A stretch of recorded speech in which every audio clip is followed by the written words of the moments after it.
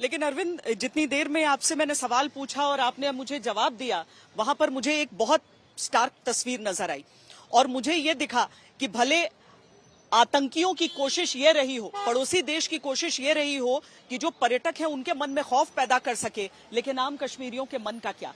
देखिए, हम सब यहाँ पर खड़े हैं, मेरे लिए यह असामान्य है कि हम सब पहले जब करते थे तो यहाँ जो आम लोग हैं वो देखकर यहाँ पानी पिला कर जाएं। सीआरपीएफ की वो गाड़ियां भी एक बानगी हैं जो मेरे ठीक सामने इस समय में खड़ी हैं और मोहसिन आपको दिखाएंगे, जो पत्थरों से छलनी हो जाया करती थी क्योंकि यहाँ पर इस तरह का जहर फैलाया जाता था। लेकिन आज वो जहर नहीं है, बल्कि ये अमृत रूपी पानी है। और जम्मू कश्मीर की जनता अगर इस बात को समझती है तो ये आतंकियों और आतंक परस्त सोच रखने वाले लोगों की सबसे पहली और सबसे बड़ी हार हो जाती है।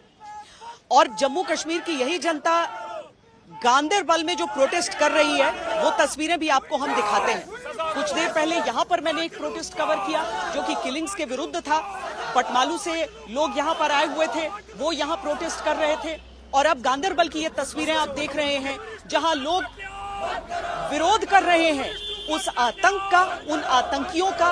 इस तरह की चीजें कश्मीर में आपको देखने को नहीं मिलती थी। ये जो कश्मीर का, जम्मू कश्मीर का जो ये जज्बा है, ये अपने आप में हराता है उस आतंक को। लेकिन आतंक का असली इंसाफ अभी बाकी है, क्योंकि जिन 28 लोगों के खून से सने हैं आतंकियों के हाथ, उसका हिसाब होना अभी बाकी है। मंजीत सिंह नेगी भी हमारे साथ जुड़े हुए हैं। मंजीत, सीसीएस की बैठक से पहले अमित शाह को बहुत कुछ यहाँ पर जम्मू कश्मीर में, हालांकि जब इससे पहले भी अभी कुछ दिनों पहले वो यहाँ पर आए थे, उस समय भी सुरक्षा की समीक्षा की थी। समय समय पर वो यहाँ की समीक्षा करते हैं। 370 के बाद से हमेशा हमने देखा कि वो यहाँ पर आकर लोगों से बातचीत करके, सुरक्षा एजेंसियों से बातचीत करके सब कुछ दुरुस्त चाहते थे।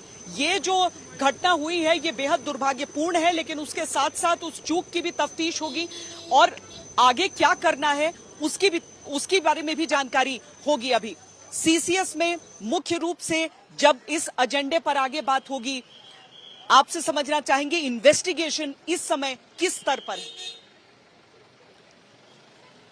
देखिए श्वेता, एक्शन शुरू हो चुका है। जिस तरह से आप देखें, मैंने कहा कि 3 मोर्चों पर इस वक्त कार्रवाई होती हुई दिख रही है। दिल्ली में जहां प्रधानमंत्री नरेंद्र मोदी खुद पूरे मामले पर नजर बनाए हुए हैं, एनएसएस डोभाल उनके साथ हैं, बाकी सुरक्षा के अधिकारी उनके साथ हैं। ग्राउंड पर अमित शाह की बात करें तो अमित शाह के साथ कल देर शाम गृह सचिव उनके साथ मौजूद थे। उनके साथ आईबी जो के डायरेक्टर हैं वो उनके साथ सीधे दिल्ली से गए थे और वो इस वक्त पहलगाम में पूरे ग्राउंड का जायजा ले रहे हैं। इस बीच दिल्ली से रक्षा मंत्री ने जिस तरह से सेना प्रमुख के साथ बैठक ली और बैठक के तुरंत बाद सेना भी एक्शन में आई है। नौसेना प्रमुख भी इस बैठक में थे।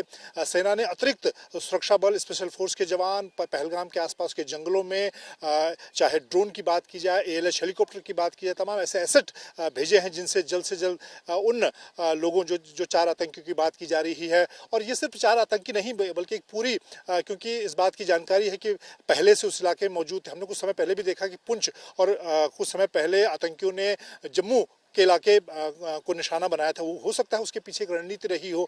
और लंबे समय से माना जाता रहा था कि 20 से 25 आतंकियों के ऐसे ग्रुप हैं जो अलग अलग इलाकों में जंगलों का फायदा उठाकर इस तरह के ऑपरेशन को कर रहे हैं।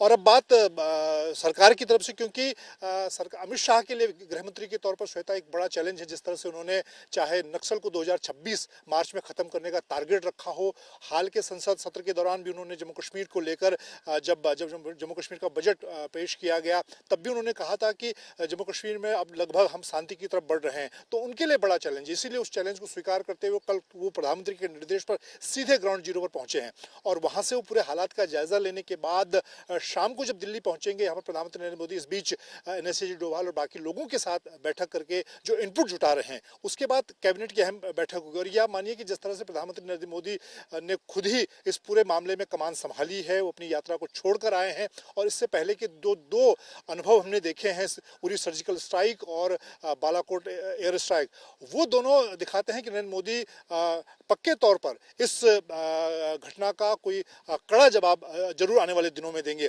और उसी को लेकर शाम को 6 बजे प्रधानमंत्री निवास पर कैबिनेट की जो बैठक होगी, कैबिनेट कमेटी ऑन सिक्योरिटी की, उसमें सरकार की आगे की रणनीति तय होगी।